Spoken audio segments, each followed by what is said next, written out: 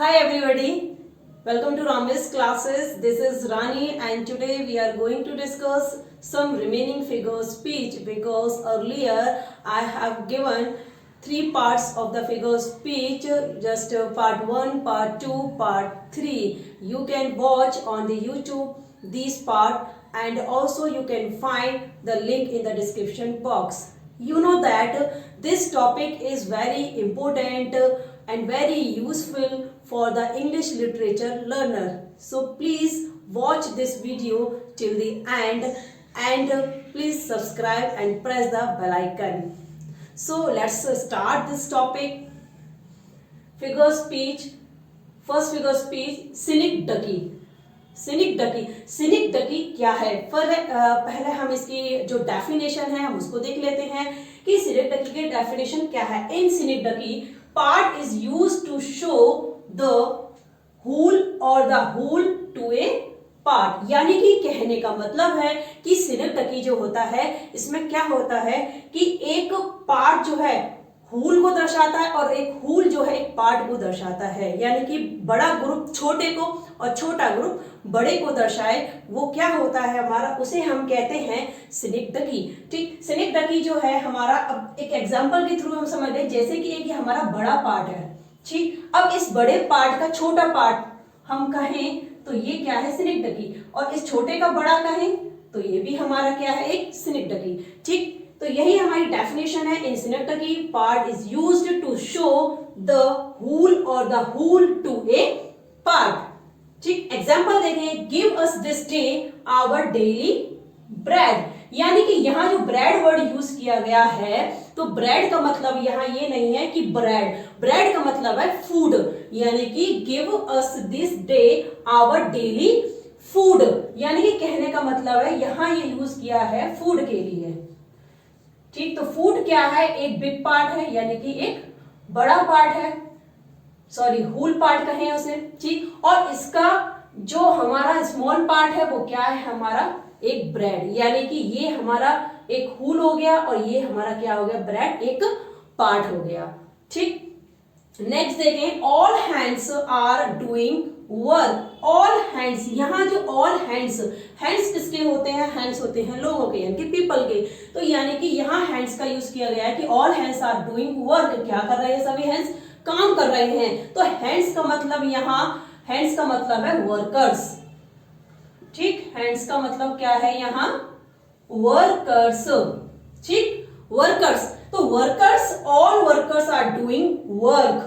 तो ये हैंड्स जो है क्या है, एक हमारा पार्ट है और ये वर्कर्स क्या है, हमारा एक होल है. ठीक, वर्कर्स सॉरी हैंड्स पार्ट और वर्कर्स होल. फूड क्या है हमारा, एक फूड हमारा होल और ब्रेड क्या है हमारा एक पार्ट. ठीक,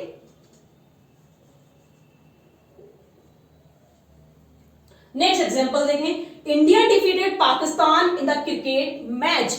India defeated Pakistan in the cricket match. तो इंडिया और पाकिस्तान, यहां जो दो वर्ड है, इन दोनों वर्ड जो है ये कहां एज ए होल यूज किए गए हैं. ठीक, यहां है ये whole, WHOLE and whole. Okay, और ये होल है यानी कि ये पार्ट को दर्शाते हैं और इनका जो पार्ट है वो क्या है, टीम. ठीक, इनका जो पार्ट है वो क्या है, टीम है.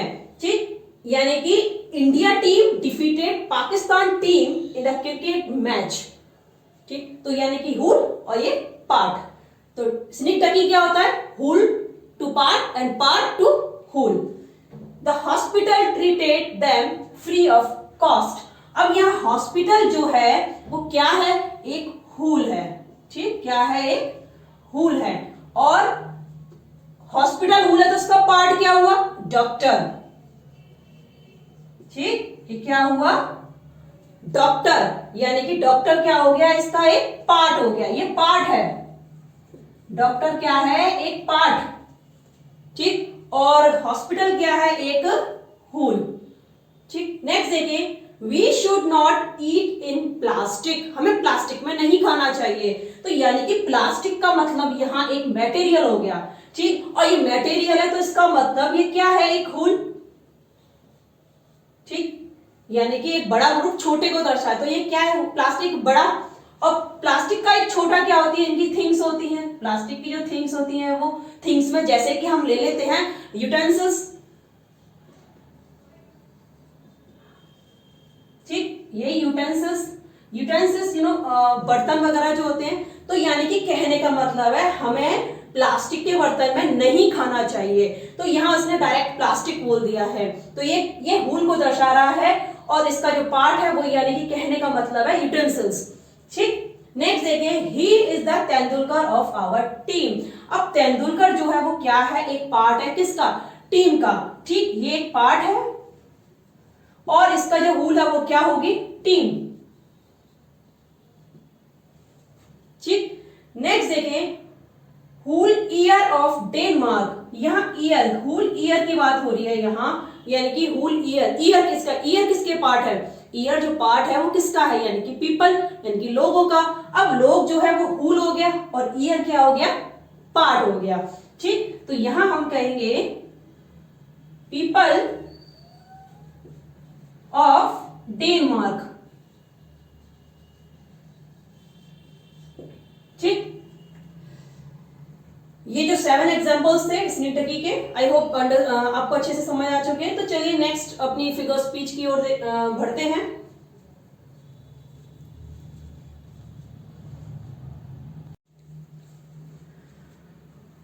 नेक्स्ट फिगर स्पीच देखते हैं, मेटानमी। मेटानमी यानी कि इसकी जो डेफिनेशन है पहले हम उसे समझ लेते हैं कि in metonymy an object in designated by the name of something which is generally associated with it।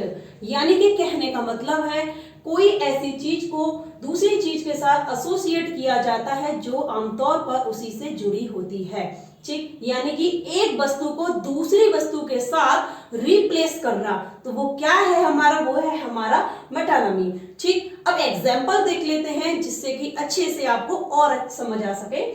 You must address the chair, यानी कि यू, यहाँ यू जो है एक पर्सन है, उस पर्सन को एड्रेस किया जा रहा है किससे, चेयर से। तो चेयर से एड्रेस करना यानी कि कहने का मतलब है यहाँ चेयर नहीं है, चेयर का मतलब होता है यहाँ पे चेयर पर्सन, ठीक, चेयर पर्सन। चेयर पर्सन जो है हमारे मेल और फीमेल दोनों के लिए यूज किया जाता है, ठीक। तो you must address the chair person, ठीक। ये जो है हमारा, इसे हम कहेंगे कि जहां पर्सन और थिंग्स, ठीक, पर्सन और थिंग्स को सिंबलाइज करना,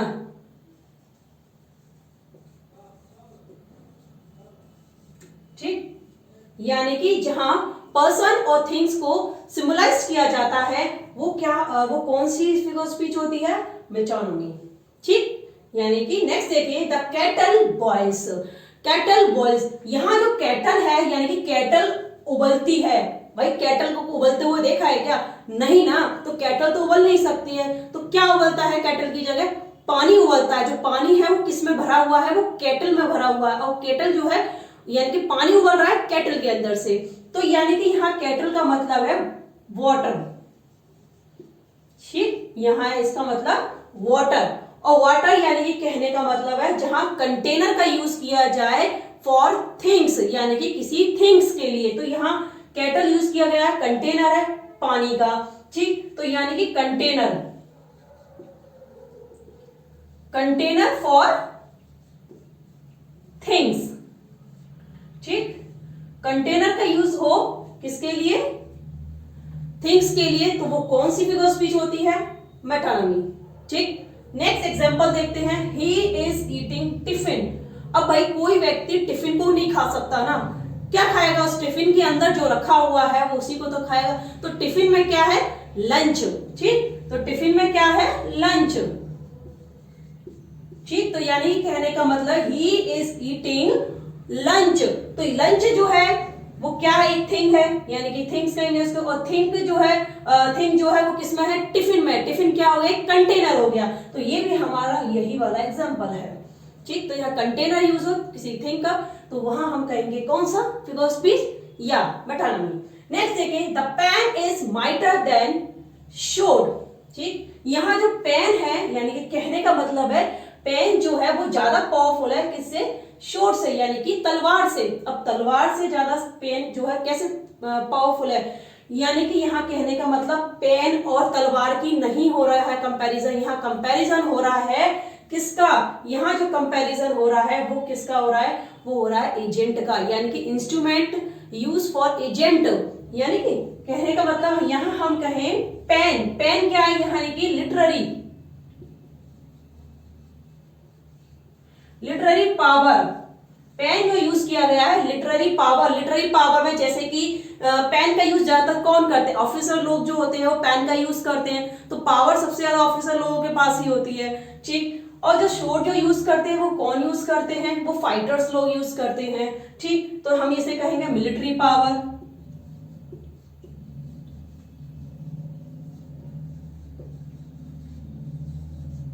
ठीक, तो यानी कि पेन है हमारा लिटरेरी पावर और शोड जो है हमारा एक मिलिट्री पावर है। तो ये जो है ये किसके लिए है, ये दोनों जो वर्ड हैं ये हमारे, ये कहने का मतलब है यहाँ instrument use for agent.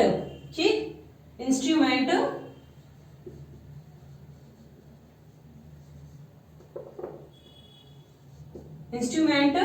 For agent, यानी किसी एजेंट यानी किसी पर्सन के लिए, किसी एजेंट के लिए अगर हम किसी इंस्ट्रूमेंट का यूज करें तो वो कौन सी फिगर स्पीच होती है, वो होती है हमारी मेटानमी। ठीक, नेक्स्ट देखते हैं अपनी figure speech, example, we are reading Milton. ठीक, यानी कि हम मिल्टन पढ़ रहे हैं। अब मिल्टन को कोई थोड़ी पढ़ सकता है, क्या पढ़ेगा वो, मिल्टन के वर्क्स को पढ़ेगा वो। ठीक, तो यहाँ जो यूज है यहाँ मिल्टन का मतलब नहीं है, यहाँ मिल्टन के वर्क्स का मतलब है, यानी कि कहने का मतलब है वर्क्स ऑफ मिल्टन,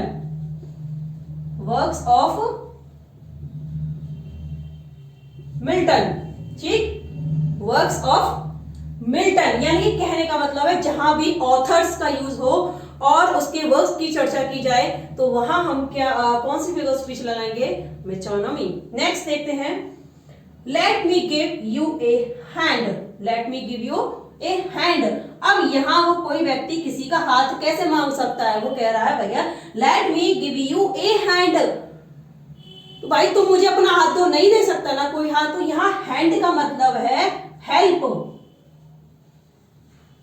ठीक, let me give U A hand, मुझे भाई अब आपकी मदद करने दो, मुझे आपकी मदद करने दो, तो यानी कि हैंड, ए हैंड का मतलब हेल्प।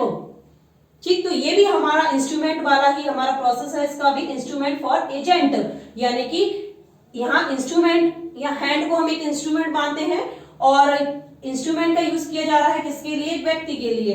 ठीक, नेक्स्ट देखें, all hands are at work. ये वाला देखिए यहाँ भी हैंड्स है और यहाँ भी हैंड्स है, लेकिन ये जो एग्जाम्पल है ये मेटानमी का एग्जाम्पल नहीं है। ये किसका एग्जाम्पल है, ये सिनेक्टिकी का एग्जाम्पल है। ठीक, ये किसका है, ये सिनेक्टिकी का है। क्यों, क्योंकि यहाँ हम क्या देख रहे हैं, यहाँ हम एक पार्ट देख रहे हैं हूल का। ठीक, यानी कि पार्ट और हूल का जहां भी हम देखें तो वो हम उस फिगर स्पीच को क्या कहेंगे, सिनेक्टिकी कहेंगे, ना कि हम मेटानमी। तो यहाँ कह रहा है ऑल हैंड्स, यहाँ कोई पार्ट नहीं है, यहाँ हैंड को हेल्प कह दिया, तो हैंड और हेल्प तो एक दूसरे का पार्ट और हूल कुछ नहीं है ना। लेकिन यहाँ जो है ऑल हैंड्स का मतलब है यानी कि पीपल और वर्कर्स। ठीक, या पीपल और वर्कर्स, यहां इसका मतलब ये है, तो ये हो गया हमारा हूल और ये क्या हो गया, एक पार्ट। तो यहाँ हूल और पार्ट का जो संबंध यानी कि रिलेशन जो बताया गया है, तो इसीलिए हमारी कौन सी फिगर स्पीच होगी, सिनेक्टिकी, ना कि मेटानमी। ठीक, नेक्स्ट है थर्ड नंबर जो फिगर स्पीच है वो है हमारी पन। ठीक, पन क्या है उसे समझ लेते हैं। पहले इसकी डेफिनेशन देखते हैं। A pun is a play upon words in it words are used in such a way that different meaning create humor, admiration और सरप्राइज। यानी कि पन क्या है, एक ऐसा प्ले है वर्डों का, यानी कि शब्दों का एक ऐसा प्ले होता है जिसमें कि जो वर्ड्स होते हैं आर यूज्ड इन सच ए वे, यानी कि उस तरीके से उन शब्दों को यूज किया जाता है कि यूज करने के बाद जिनका मीनिंग जो है वो क्या हो, मतलब डिफरेंट मीनिंग क्रिएट होता है और उन मीनिंग से क्या निकल के आता है, ह्यूमर आता है, एडमिरेशन आता है और सरप्राइज। ठीक, यानी कि कुछ ऐसे वर्डों का यूज जिनको करने से, जिनको सुनने से, जिनको देखने से हमें ह्यूमर पैदा हो हमारे मन में, या हमें सुनकर हंसी आए। ठीक, तो वो क्या होते हैं, वो पन होते हैं। एग्जाम्पल के थ्रू समझते हैं अच्छे से। Is life worth living, it depends on the liver. यानी कि क्या जीवन जो है जीने लायक है, कहने का मतलब है इस लाइन का, क्या जीवन जो है जीने के लायक है। Is life worth living, it depends on the liver. ये किस पर डिपेंड करता है, ये जीने वाले के ऊपर डिपेंड करता है। यानी कि जीने वाले के ऊपर डिपेंड करता है कि जीवन जीने लायक है या नहीं है। ठीक, तो यहां जो लिवर वर्ड आया है, ये लिवर का मतलब ये यकृत वाला लिवर नहीं है। ठीक, यहां यकृत से इसका मतलब नहीं है, यानी कि कहने का मतलब जो पार्ट्स, जो यकृत पार्ट्स है बॉडी का, उसका मतलब नहीं है यहां इसका मतलब है क्या, जीने वाला। ठीक है, ठीक, ये किसके ऊपर डिपेंड करता है, जीने वाले के ऊपर। तो यानी कि जीने वाला जो है उसके ऊपर डिपेंड करता है। यहाँ जो वर्ड है लिवर, ये एक पन है, यानी कि ये लाइन जो है एक पन बताती है, यानी कि फिगर स्पीच कौन सी इसमें हमें दिखाई देती है, एक पन दिखाई देती है। क्यों, क्योंकि इस वर्ड को सुनकर हमें ऐसा लगा कि ये यकृत वाले लिवर की बात कर रहे हैं, लेकिन नहीं, यहाँ बात किसकी हो रही है, जीने वाले की। ठीक, तो यानी कि मीनिंग यहाँ डिफरेंट मीनिंग है, लिखा ही इसका सेम है लेकिन मीनिंग जो है डिफरेंट निकल के आ रहा है और हमें सुनकर ऐसा लगा था कि ये यकृत, यानी कि ह्यूमर का, यहाँ ह्यूमर क्रिएट हुआ था, तो इसीलिए हम कहेंगे कि ये पन है। नेक्स्ट देखे हैं, नेक्स्ट एग्जांपल है, I told the sexton and sexton told the bell. देखिए ये टोल्ड और यहाँ भी एक टोल्ड है। ठीक, तो ये दोनों टोल्ड है, इसका मीनिंग, इसका स्पेलिंग अलग है और इसका स्पेलिंग अलग है, लेकिन दोनों का जो प्रोनाउंसिएशन है वो क्या है, वो सेम है। ठीक, तो सुनकर हमें ऐसा लग रहा है कि यहाँ भी वही टोल्ड होगा जो कि यहाँ है। ठीक, तो हमें क्या यहाँ पे क्या क्रिएट हुआ, यहाँ ह्यूमर क्रिएट हुआ। ठीक, ह्यूमर क्रिएट हुआ तो हम क्या कहेंगे, ये कौन सा फिगर स्पीच है, यानी कि पन है। तो यहाँ इस टोल्ड का मतलब होता है घंटी बजाना, यानी कि टोल्ड द बेल, यानी कि बजाना। ठीक, इसका मतलब है बजाना। ठीक, तो इसका मतलब क्या होता है, कहना। ठीक, यानी कि कहा, मैंने कहा सेक्सटॉन से, and sexton told the bell, और सेक्सटॉन ने क्या किया, घंटी बजाई। ठीक, तो यहाँ कहने का मतलब नहीं, बजाने से मतलब है, तो यहाँ मीनिंग भी डिफरेंट आया है, यानी कि इसका। ठीक, तो इसलिए हम इसे क्या कहेंगे, पन कहेंगे। अब पन जो होते हैं वो हमें पन को हमने दो पार्ट्स में डिवाइड करेंगे। जैसे कि हमारा पहला है होमोग्राफिक, होमोग्राफिक पन। ठीक, होमोग्राफिक पन वो होता है जिसमें कि स्पेलिंग सेम होती है लेकिन उनका जो मीनिंग होता है वो क्या होता है, डिफरेंट होता है। ठीक, जैसे कि अगर हम ये कहें होमोग्राफिक में, जैसे कि हमारा लीवर वाला वर्ड है, ये जो लीवर है इसका एक मीनिंग क्या निकलता है, यकृत। ठीक, और एक मीनिंग इसका क्या निकलता है, जीने वाला। ठीक, एक और अगर हम इसकी एक और मीनिंग देखें तो जैसे कि हमारा लाए। ठीक, अब लाए जो है, इस लाए के भी दो मीन है, एक हमारा होता है झूठ और एक होता है हमारा लेटना। ठीक, तो ये इसे हम क्या कहेंगे, इन जो ये जो वर्ड है जहां भी इनका यूज होगा और इनका मीनिंग अलग होगा तो हम कहेंगे ये क्या, कौन सा पन है, या होमोग्राफिक पन है। ठीक, होमोफोनिक सेकंड होता है हमारा होमोफोनिक पन। ठीक, होमोफोनिक पन। होमोफोनिक पन में क्या होता है, इसमें प्रोनाउंसिएशन तो सेम होता है लेकिन उनका मीनिंग जो है वो अलग होता है, यानी कि उनका जो उसका अर्थ है वो अलग होता है, स्पेलिंग भी हमारी अलग होती है। ठीक, जैसे कि हम कहें यहां ये हमारा टोल्ड था, एक है हमारा टोल्ड और दूसरा हमारा क्या है, टोल्ड। यहां दोनों में क्या है, प्रोनाउंसिएशन तो सेम है लेकिन इनका मीनिंग भी अलग है और इनका स्पेलिंग भी अलग है। तो ये कौन सा पन है, ये है हमारा होमोफोनिक पन। एक और एग्जांपल ले इसका, हम जैसे हम यहां बोले राइट, सॉरी, राइट, राइट। ठीक, ये जो दो वर्ड है, एक राइट यानी कि लिखना और एक राइट यानी कि सही, दोनों का अगर इन दोनों को हम पढ़े तो ये दोनों का जो प्रोनाउंसिएशन है वो सेम आता है, राइट, राइट, बट इनका मीनिंग और इनका स्पेलिंग दोनों ही डिफरेंट है। तो हम इसे कौन सा पन कहेंगे, होमोफोनिक पन। ठीक, और ये होमोग्राफिक पन। ठीक, फिगर स्पीच है फोर्थ नंबर, एपिग्राम। ठीक, an epigram is a brief pointed saying frequently introducing antithetical ideas which excite, surprise and arrest attention। ठीक, यानी कि कहने का मतलब है कि एपिग्राम एक ऐसी फिगर स्पीच होती है जिसमें कि कुछ वर्ड्सों को फ्रीक्वेंटली यानी कि बार बार यूज करके, और यानी कि बार बार उनका यूज किया जाता है और यूज करने के बाद उनमें जो मीन्स निकलता है, उनमें जो विचार निकल के आते हैं वो कैसे होते हैं, एंटीथेटिकल होते हैं यानी कि विपरीत होते हैं। ठीक, and which excite, surprise and arrest attention, और जिनमें क्या होता है, जिनमें सरप्राइज होता है, यानी कि एक्साइटमेंट होता है और अटेंशन होता है। ठीक, एग्जाम्पल के थ्रू और समझ लेते हैं अच्छे से हम इसको, जैसे कि है art lies in counselling art, यानी कि कला छुपाने में ही कला है।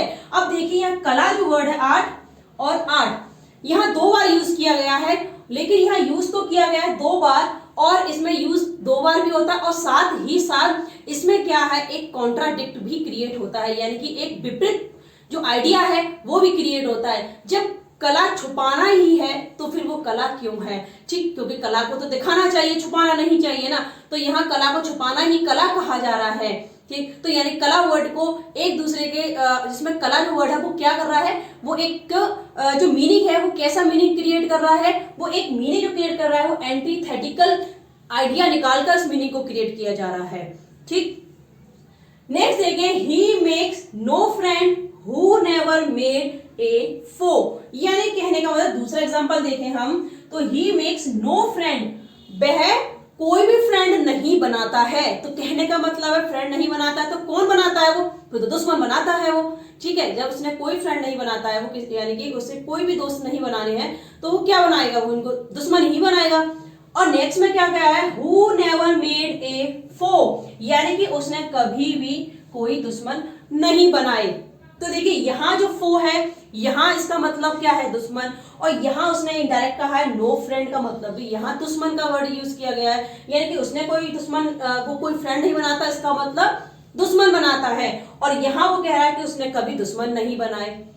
तो दोनों ही बात में एक ही वर्ड है, यानी कि क्या, वो है फो। ठीक, और फो यानी कि दुश्मन वर्ड को बार बार यहाँ भी यूज किया गया और यहाँ भी यूज किया गया है। तो यानी दोनों में जो आइडियाज हैं वो क्या है, एक एंटीथेटिकल आइडिया है, एक विपरीत आइडिया निकलता है, यानी कि आइडिया यहाँ इंट्रोड्यूस किया जा रहा है विपरीत तरीके से। ठीक, तो हम उस फिगर स्पीच को क्या कहेंगे, हम उसको कहेंगे कि ये कौन सी है, हमारी एपिग्राम फिगर स्पीच है। ठीक, तो नेक्स्ट अपनी जो फिगर स्पीच है उसकी तरफ चलते हैं, और इसका स्क्रीनशॉट लेना चाहें तो आप ले सकते हैं।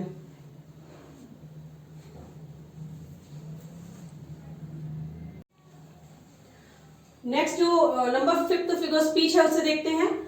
ये है हमारे आयरनी, इसका नेम है आयरनी, यानी कि इसको डेफिनेशन देखते हैं इसकी। Irony is a mood off speech in which the real meaning is exactly the opposite of that which is literally conveyed। यानी कि कहने का मतलब है कि आयरनी क्या है, आयरनी एक ऐसी अवस्था है स्पीच की, इन विच यानी कि जिसमें कि real meaning is exactly opposite, जिसका रियल मीनिंग जो होता है वो क्या होता है, एग्जैक्टली अपोजिट होता है। ठीक, एग्जैक्टली अपोजिट, ठीक, अपोजिट होता है ऑफ दैट विच, यानी कि of that which literally conveyed, यानी कि जो भी कुछ कहा गया है उसका बिल्कुल अपोजिट जो मीनिंग निकले वो क्या होता है, वो होता है हमारा आयरनी। जैसे कि अगर कोई आपके घर हर दिन डेली आता है, ठीक, कोई भी गेस्ट है, कोई नेबर है, कोई भी है आपके घर हर दिन आ जाता है और आपसे आके वो कहता है कि भाई मुझे तो टाइम नहीं मिलता है तुम्हारे घर आने के लिए, तो तुम क्या कहोगे, तुम कहोगे कि हाँ भाई तुम टाइम नहीं मिलता है और तुम आ भी नहीं पाते हो कभी हमारे घर। ठीक, तो यहाँ पे क्या है, यानी कि जब वो डेली आ रहा है आपको पता है, तो उसने जो बोला है आप उसका वैल्यू करने के लिए, उसका मजाक बनाने के लिए आप क्या कर रहे हैं, उसकी बात को उल्टे तरीके से कह रहे हैं। ठीक, दूसरा अगर दूसरी तरफ देखें तो अगर हम एक और एग्जांपल के थ्रू समझें, जैसे कि कोई व्यक्ति है बहुत खाता है, ठीक, और वो आपसे कहता है कि भाई मैं तो बहुत कम खाता हूं, तो आप क्या कहेंगे, हाँ हाँ भाई तो बहुत कम खाते हो। तो यानी कि यहाँ पे क्या है, यहाँ तुम उसका व्यंग कर रहे हो। ठीक, तो जहां आप किसी का व्यंग करें, ठीक, और उसका जो कहने का मतलब है उसका बिल्कुल अपोजिट आप बोले, तो वो क्या होता है हमारा, वो होता है हमारा आयरनी। यानी कि जो भी उसने जो भी है, जो भी लिखा है, उसका जो भी रियल मीनिंग है उसका बिल्कुल अपोजिट वो क्या होता है, हमारा आयरनी होता है। यानी कि मूर्ख को विद्वान कहना, भाई कोई मूर्ख है उसको विद्वान कह रहे हैं आप, तो इसका मतलब क्या है, वो आयरनी है। ठीक, तो आयरनी हमारा यही होता है। ठीक, अच्छे से आप समझ चुके, तो चलिए एग्जाम्पल के थ्रू और समझ लेते हैं कि आयरनी क्या है। ठीक, एग्जाम्पल है हमारा a doctor fail sick, a doctor fail सिक। क्या डॉक्टर जो है वो क्या होता है, बीमार होता है। क्या डॉक्टर बीमार होता है, नहीं, क्यों क्यों नहीं होता है, डॉक्टर जो है वो बीमार पड़ गया है, तो बीमार कैसे पड़ जाएगा डॉक्टर भाई, क्योंकि वो तो डॉक्टर है। तो यानी कि यहाँ भी एक व्यंग आया है निकल के। ठीक, नेक्स्ट देखिए, the cobbler's children have no shoes. Cobbler यानी कि मोची, मोची के बच्चों के पास जूते नहीं हैं। भाई मोची के बच्चों के पास जूते कैसे नहीं हो सकते, भाई वो खुद जब जूते बना रहा है तो उसके बच्चों के पास जूते कैसे नहीं हो सकते हैं। तो यानी कि यहाँ पर कहा जा रहा है भाई मोची के बच्चे के पास तो जूते ही नहीं है। ठीक, तो यहाँ भी क्या है, जो मीनिंग लिखा हुआ है, जो स्पीच दी गई है, उसका बिल्कुल अपोजिट जो मीनिंग बता रहे हैं वो हमारा क्या होता है, वो हमारा आयरनी होता है। नेक्स्ट देखें example, here Brutus says he was ambitious for Brutus is an honourable man. Brutus यानी कि ये जो लाइन है, ये जो दोनों लाइन है, ये किसकी है, ये हमारी लाइन है विलियम शेक्सपियर का जो प्ले है जूलियस सीजर, ये उसकी लाइन है। उसमें जब एंटनी जो होता है, रोम की जो जनता होती है, उसके सामने जब वो स्पीच देता है, तो वो ये वाली लाइन क्या कहता है, उसमें ये कहता है कि ब्रूटस ने जैसा कि कहा था, ही वॉज एम्बिशियस, यानी कि ये एम्बिशियस किसके लिए कहा है, ये कहा है जूलियस सीजर यानी कि सीजर के लिए। तो यानी कि एंटनी कहता है रोम की जनता से कि ब्रूटस कहता है कि सीजर जो है वो एम्बिशियस था, यानी कि महत्वाकांक्षी था। ठीक, दूसरी तरफ वो क्या कहता है, Brutus is an honourable man. Brutus क्या है, ब्रूटस जो है वो क्या है, एक ऑनरेबल मैन है, एक सम्मानीय व्यक्ति है। क्यों भाई, जब ब्रूटस ने सीजर का मर्डर किया है तो वो ऑनरेबल कैसे हो सकता है, लेकिन वो उसको ऑनरेबल कह रहा है उस जगह, उस स्पीच में, अपनी स्पीच में, उस रोम की जनता के सामने। तो यहाँ भी क्या है, एक आयरनी है। ठीक, नेक्स्ट देखते हैं, हमारी फिगर स्पीच है नंबर 6, जिसका नेम है सार्केज्म। ठीक, सार्केज्म क्या होता है, इसकी जो डेफिनेशन है वो अच्छे से समझ लेते हैं पहले। Sarcasm is a direct attack the author says what he means. यानी कि सार्केज्म क्या होता है, इसमें जो ऑथर जो भी कुछ लिखता है, जो भी कुछ बताता है, उसका मीनिंग भी वही होता है। यहाँ क्या है, ऑथर या पोएट जो भी है, जो भी लिखता है उसका मीनिंग बिल्कुल अपोजिट होता है। लेकिन इसमें क्या होता है, सार्केज्म में, इसमें जो भी कुछ लिखा जाता है, जो भी कुछ बताया जाता है, उसका मीनिंग वही होता है, अपोजिट नहीं होता, एग्जैक्ट जो है वही मीनिंग रहेगा। जैसे कि हम कहें मूर्ख को विद्वान कहना आयरनी, लेकिन मूर्ख को मूर्ख ही कहना वो क्या है, वो सार्केज्म। ठीक, कोई ज्यादा खाता है, अगर वो कहे मैं तो भाई बहुत कम खाता हूं, आप भी कहेंगे या हाँ तो बहुत कम खाता है, आएगा नहीं। लेकिन आप उससे ये कहेंगे नहीं भाई तू बहुत खाता है, खाने वाले को ज्यादा ही खाने वाला खा जाए, तो वो क्या है, वो हमारा सार्केज्म, यानी कि डायरेक्ट आप उसको अटैक करा, यानी कि उसको इतनी बुरी तरह से मतलब हर्ट करने वाले शब्दों का यूज करना, उसको हर्ट हो जाए, एक बीटर शब्दों का यूज करना, वो क्या है, हमारा सार्केज्म है। एग्जाम्पल देख लेते हैं।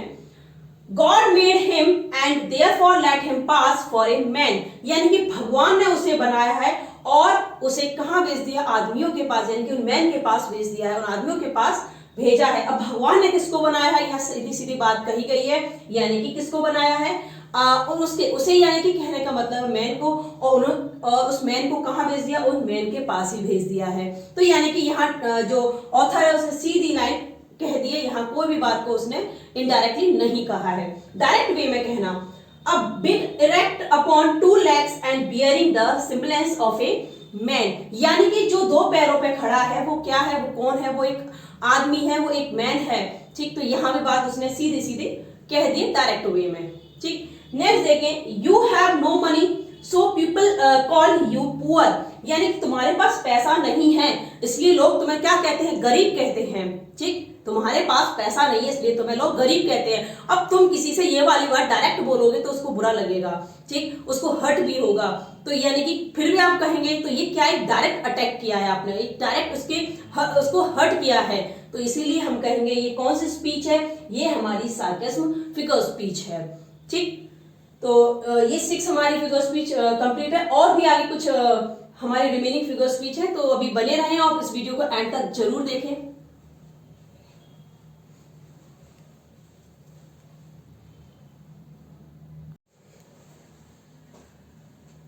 नंबर 7 जो फिगर स्पीच है वो है हमारी ट्रांसफर्ड एपिथेट। ठीक, तो ट्रांसफर्ड एपिथेट कौन सी फिगर स्पीच होती है, तो चलिए इसे भी देखते हैं हम। In transferred epithet the epithet is sometimes transferred from a person to a thing, यानी कि एपिथेट का मतलब होता है हमारा एडजेक्टिव। ठीक, एपिथेट इट मींस एडजेक्टिव, यानी कि यहां पे क्या कहा गया है कि ट्रांसफर्ड एपिथेट जो है वो एपिथेट है, एक ऐसा एपिथेट है जो समटाइम्स यानी कि कभी कभी ट्रांसफर हो जाता है एक पर्सन से एक थिंग की तरफ, यानी कि एक पर्सन के लिए जो एडजेक्टिव यूज किया जाता है वो किसके पास चला जाता है, वो एक थिंग के पास चला जाता है। ठीक, अब एग्जाम्पल के थ्रू और समझे इसे, जैसे कि हमारा the Plowman hovered plots his very way, यानी कि जो किसान हैं, जो प्लोमैन्स हैं, वो थक हार के अब वो अपने रास्ते से क्या आ रहे हैं, वो अपने घर की ओर आ रहे हैं। तो यानी कि यहाँ वेरी वे का यानी कि वेरी का मतलब होता है हमारा टायर्ड।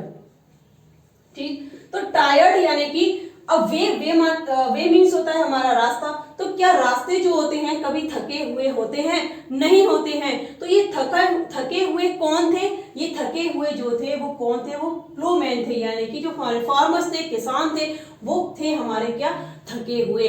तो ये इसका जो एडजेक्टिव है वो यहां ना लगा के वो कहां लगा दिया है, वो इस वे से पहले लगा दिया है, यानी कि पर्सन टू ए थिंग, यानी कि पर्सन का एडजेक्टिव कहां चला गया, वे के पास चला गया। तो जहां एडजेक्टिव को, एपिथेट को ट्रांसफर कर दिया जाता है वही क्या है, हमारा ट्रांसफर्ड एपिथेट। ठीक, नेक्स्ट एग्जांपल देखें, he pointed an angry finger at me, तो यानी कि यहां हमारा एक ही और एक फिंगर, यहां हमारे दो नाउन हैं। ठीक, he pointed an angry finger, और ये एंग्री जो है ये क्या है, हमारा एक एपिथेट है। ठीक, यानी कि एडजेक्टिव है। अब ये एडजेक्टिव एंग्री फिंगर कभी एंग्री होती है, नहीं होती है, तो ये एंग्री कौन था, एंग्री ही था, ही जो भी है यहाँ वो एंग्री था, तो उसने गुस्से में उंगली मुझ पर दिखाता है, यानी कि वह गुस्से में मुझ पर उंगली दिखाता है, तो यानी कि एंग्री इसके आगे आना चाहिए था, लेकिन यहाँ जो यूज किया है फिंगर से पहले किया है, यानी कि इसको क्या कर दिया, ट्रांसफर कर दिया किसके पास, इस एपिथेट को फिंगर के पास। ठीक, तो यानी कि हम कहेंगे इसमें जो ये लाइन है इसमें कौन सा फिगर स्पीच है, ट्रांसफर्ड एपिथेट। ठीक, यानी कि नाउन 1 और ये नाउन हमारा 2 और ये हमारा क्या है, एपिथेट। ठीक, नेक्स्ट देखें हिज फिंगर डांस्ड। अब ये जो एग्जाम्पल है हिज फिंगर डांस्ड, ये क्या है, ये जो एग्जाम्पल है ये ट्रांसफर्ड एपिथेट का नहीं है, ये जो एग्जाम्पल है ये है हमारा पर्सोनिफिकेशन का।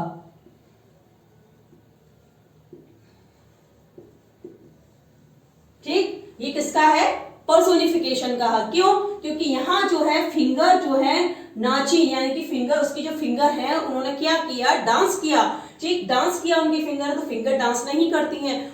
लेकिन यहाँ फिगर स्पीच कौन सी है, पर्सोनिफिकेशन। अब आप कैसे आइडेंटिफाई करेंगे कि यहाँ जो है पर्सोनिफिकेशन है और यहाँ ट्रांसफर्ड एपिथेट है। तो चलिए देखते हैं, यहाँ जो है हिज फिंगर, यहाँ सिर्फ और सिर्फ एक ही नाउन यूज किया गया है, फिंगर। यहाँ कोई भी नाउन वन नहीं है, यानी कि यहाँ कोई दूसरा नाउन नहीं है।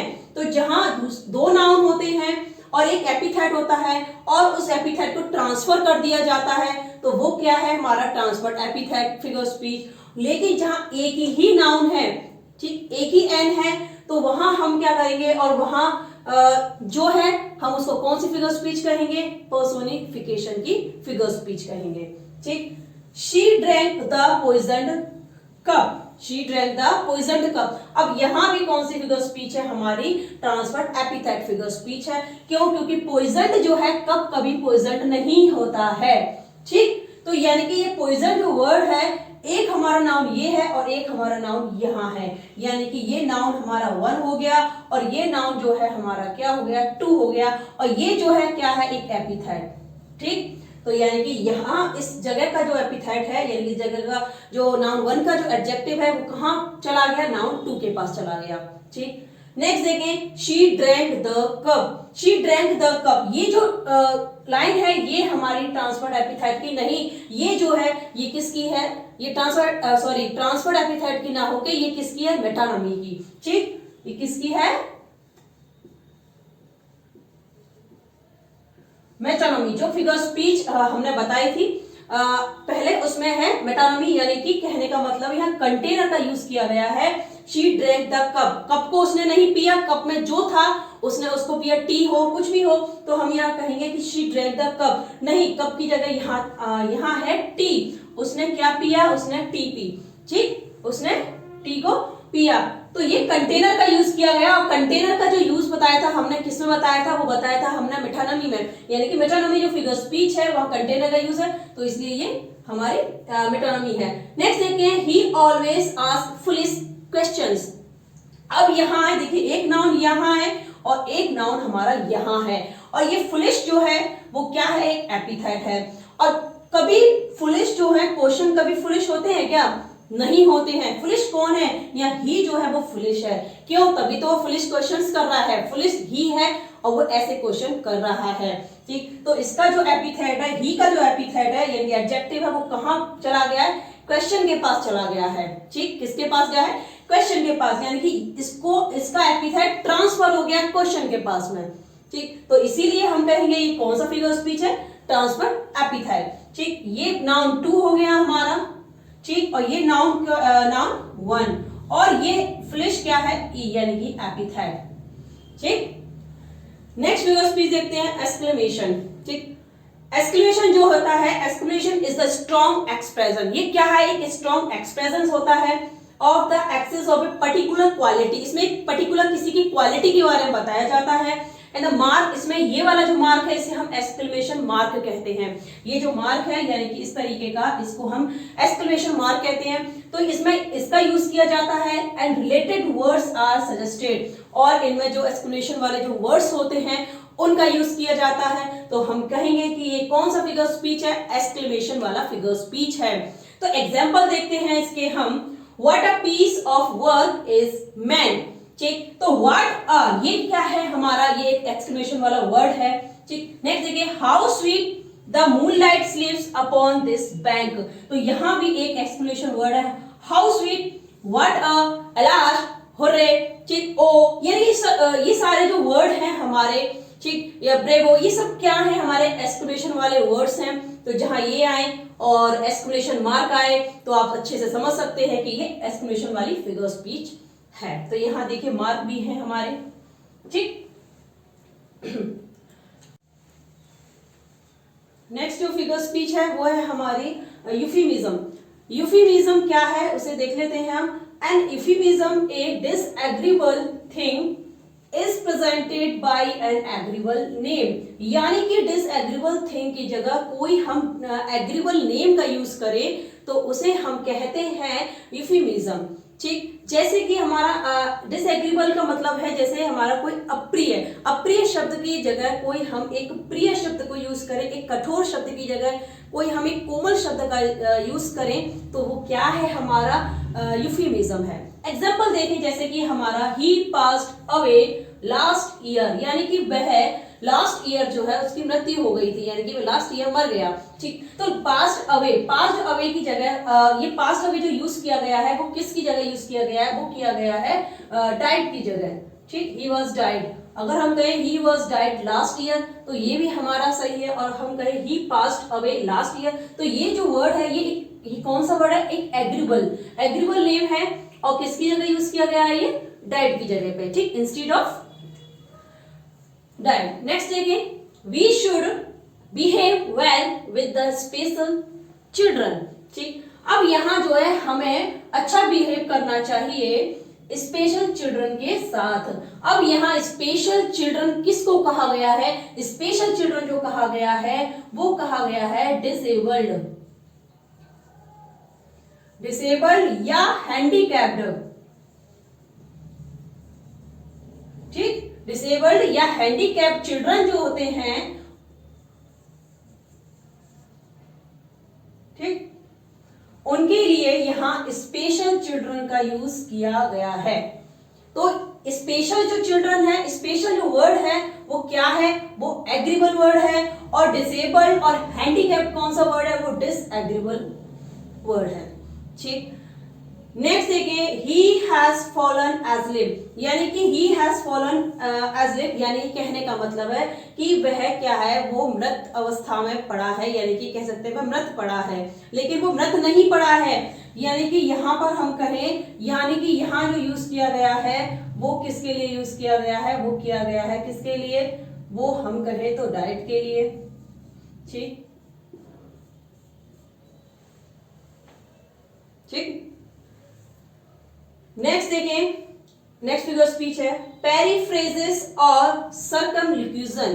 ठीक, पेरीफ्रेजेस और सर्कमलोक्यूशन क्या होता है हमारा, इन पेरीफ्रेजेस और circumlocution a thing is presented in a round about expression. यानी कि यहाँ कोई भी एक्सप्रेशन जो होता है उसको घुमा फिरा के कहना, वो क्या है, वो है हमारा पेरीफ्रेजेस या सर्कमलोक्यूशन। एग्जाम्पल देखें हम इसका, ए टू एज्ड वेपन यानी कि दो धारी हथियार। अब किसी व्यक्ति की एक नेगेटिव और पॉजिटिव पॉइंट को देख के अगर आप उसे कहें कि भाई ये तो दो धारी तलवार है या दो धारी हथियार है, तो वो क्या है, वो कौन सी फिगर स्पीच होगी, वो होगी हमारी पेरीफ्रेजेस या सर्कमलोक्यूशन। ठीक, तो नेक्स्ट देखें, the flaming or of the day. Flaming का मतलब है यहाँ पे जलता हुआ, और ऑफ का मतलब होता है यानी कि गोला, जलता हुआ गोला ऑफ द डे यानी कि दिन का।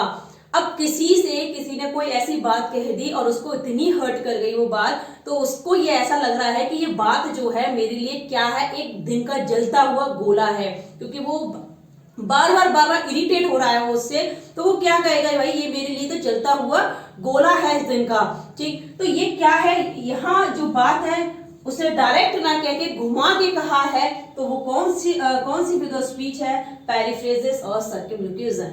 नेक्स्ट देखें, द शाइनिंग लेदर।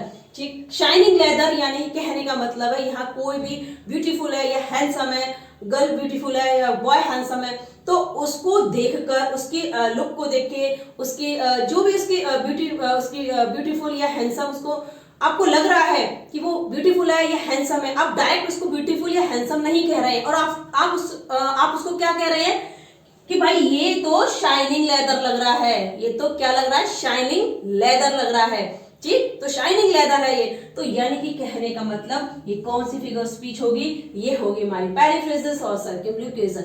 यहाँ आप इसको मेटाफर ना समझें, क्योंकि मेटाफर में कंपैरिजन होता है, यहाँ कंपैरिजन वाली बात नहीं है। ठीक, तो ये जो 10 फिगर स्पीच है, ये जो आज की जो इस वीडियो का जो लेसन था वो यहीं समाप्त होता है, और फिगर स्पीच का जो हमारा कॉन्सेप्ट था वो भी अब समाप्त होता है हमारी इस वीडियो के साथ ही, क्योंकि ये हमारा जो 4th वीडियो है फिगर स्पीच का। इससे पहले हम पार्ट 1, 2 और 3 भी प्रोवाइड करा चुके हैं, तो आप उन जो पार्ट है हमारे 1, 2 और 3 उनको जरूर देखें, क्योंकि ये जितनी भी फिगर स्पीच है वो आपके सारे एक ही बार में आप क्लियर कर सकते हैं, जो कि आपके एग्जाम के लिए बहुत ही ज्यादा यूजफुल है। सो आपसे अपनी अगली वीडियो मिलते हैं एक नए टॉपिक के साथ। सो धन्यवाद।